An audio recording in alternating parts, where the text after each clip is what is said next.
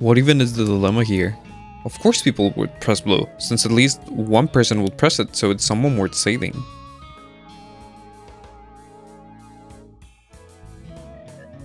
What even is this so-called dilemma? Of course people would press red, plus they guarantee to save themselves, so if everyone else is rational, we would just all survive. Any decent person would press blue. red.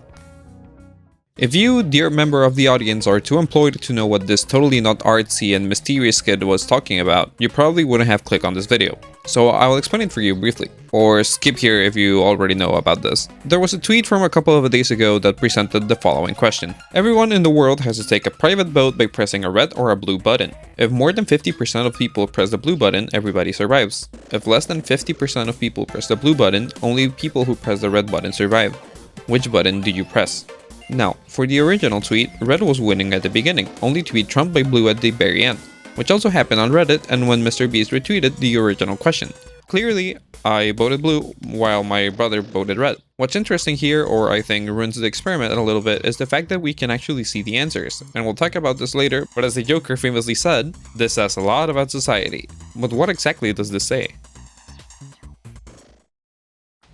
Well, there are many reasons, some very obvious, of why the vote on Twitter, yes I refuse to call it X, is heavily flawed.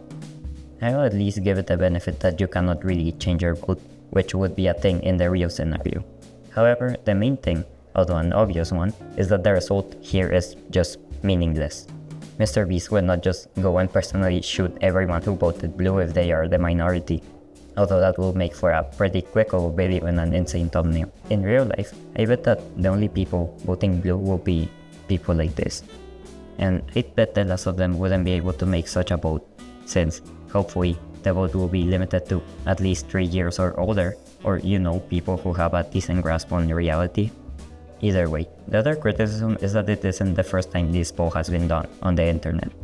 What I mean by this is that there is a proxy to what people will vote for, and since blue being always around 50%, people will be more willing to choose blue, because technically it's the better option if more people are choosing blue in the first place.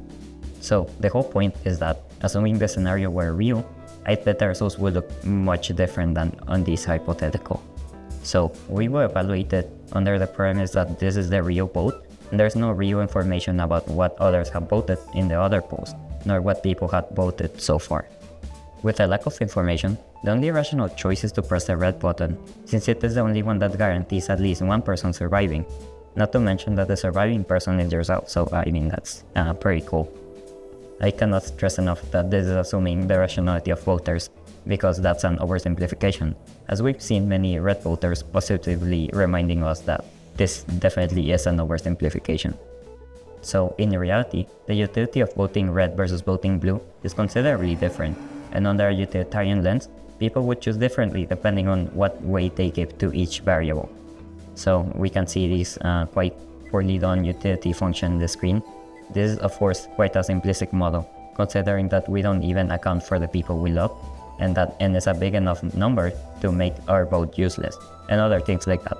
But anyways, it's what I could come up quickly enough to make a utility function. And without getting too much into statistics, I and P are the main deciding factors, and since P is a probability, then the number of people who vote red versus the people who vote blue is in fact a binomial distribution with n voters. If you know what that means, that's very fair, but the point is that the utility of each function depends on the outcome, so it is difficult to model without knowing how many people ended up choosing red or blue. That's why we added P as a variable, because we don't really know the probability of choosing either of the buttons. I bet that this function is quite wrong, and I'd like to see someone correct it in the comments, but the idea is that rationally, people wouldn't choose blue because at an individual level, it is simply the worst choice. When P is more than 0.5, there's no reason to choose blue, because the expected result is that everyone survives no matter what you choose. And when P is less than 0.5, there's even less of a reason to choose blue, because the expected result is that those choosing blue will just die. So, I guess you don't want to perish, I would assume. And that's kind of the idea that red is the best individual option. And, well, your vote is unlikely to make a difference in the outcome, so you can just free ride on people voting blue without risking it yourself. So that's also the main issue, which is that acting on self-interest means that we don't necessarily choose what is best for everyone. To a degree, it's kind of like the tragedy of commons, where it is better to act in everyone's interest, but there is no compelling reason to really do so at an individual level. But well, that's merely a rational and utilitarian argument. Looking at a Kantian lens, or just assuming that you think everyone's life is worth saving, then blue is almost exclusively a correct choice. As long as you have a reason to believe someone voted blue, which, as more people vote, it becomes more likely, then you should vote blue. Except not really, that's what a false Kantian would say, because a Kantian would also value their own lives. To a degree, it's a bit weird to vote blue, because it would devalue your life, as if it's worth throwing it for a cause, which is just the possibility of saving this group of people. So, unfortunately, once again it boils down to how much you are sacrificing and for how many people, and what the possibility of this sacrifice even being worth it is, so we kind of circulated to the same thing once again. Very briefly, let's also see how this would work in game theory. Of course, this is also not a perfect model, because it's under a two-player model of what the other player would choose. In this matrix, we only consider the survival of you and the other person, ignoring the rest of those voting. And well, in this model, that you can see now on the screen in a table, the number on the left is 1 if you survive, and it is 1 if the other person survives, which it just means that red weakly dominates blue, and if you don't know game theory, it only says that people voting blue are not necessarily making the most sensible choice. Once again, this doesn't consider the fact that voting blue would save other people voting blue, but you know, the point of these theories and rationality is assuming that there is one answer simplifying reality. And well, these were the only 3 more philosophical angles we could think of. But of course, some people still choose blue anyways, so what do they have to say about their choices? Now, if I had a gun to my head and I was posed with this question, I would probably press red just because of my conversations with some people. First, my boss said that he would vote red and he thinks that voting blue has no reason to be. Then I asked my girlfriend, then my brother, and then another friend. They all voted red. 2 of them said they would vote red because they can trust other humans to vote blue, even if they know that someone will vote blue regardless, as I am an example. The other 2 told me that they will vote red because it is the logical thing to do, regardless if people vote blue. I find this quite sad, and no, this is not really to guilt trip you into voting blue or anything, but for me, if we already know there's a lot of people that are going to vote blue, why wouldn't the right choice be to vote blue afterwards? I also asked my mom about it, and she said blue because she doesn't want anyone to die, which is funny because it is the same logic I followed when first thinking about the question and not thinking about it too deeply. I then asked my dad about it, and he said the exact same thing, except he added that voting red ensures your survival, but voting blue ensures your humanity. I also tried explaining to him why I would actually choose red in a life or death situation and the logic behind everybody choosing red, but he stayed adamant in his choice, and to be fair, if everybody pressed blue, the same thing will happen. Another cool hypothetical case would be, how would reds be treated differently in a scenario where blue won and we all knew who voted red? I'm guessing there will be a little bit of judgment or anything against the reds, since it's like, oh, you're guilty because why wouldn't you press blue or whatever, and we saved you. But that's a topic for another day, I guess. But either way, it is clear that everyone has different opinions and different reasons to vote for either color. So what I actually find really interesting is that a hypothetical question so dumb would create such a debate. A fun thought that came out of this whole debate for me was just how common it is to argue and how easy it is to become violent or passionate about a topic so utterly meaningless, really. As you've seen through the video, the cases where one side ridicules the other or guilt trips the other side are many, and we probably only touched the tip of the iceberg, which truly goes to show just how divided our society is currently.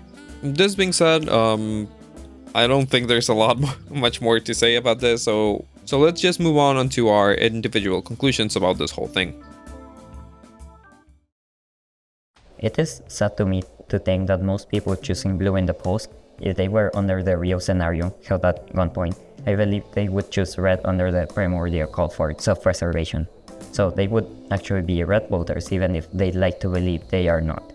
But honestly, that's not really their fault either. It's easy to believe that we are murderers except when we are put on the spot. However, there are still those who would really choose blue after understanding the prompt, even under the real-life conditions. That fascinates me. Even more so, it is interesting that I can trust that at least one person in my nuclear family does so, and it is not that long donut stick thing over there. The thought of voting red doesn't weigh heavily, although you realize that at least some family members and close friends would really choose blue. And even then, there's still the fact that your vote will probably not really change the outcome, but something just feels off. Rationality just doesn't click anymore when you think that choosing red might affect some of your family members. It is almost embarrassing to choose red at that point, but being in a hypothetical, I don't actually have to think about what I'd do, knowing that a family member would choose blue. At that point, I might choose blue, but I really cannot tell, as this is merely hypothetical.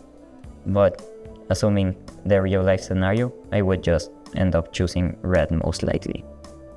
And clearly trying to convince others around me to do the same, or at least those I care the most about.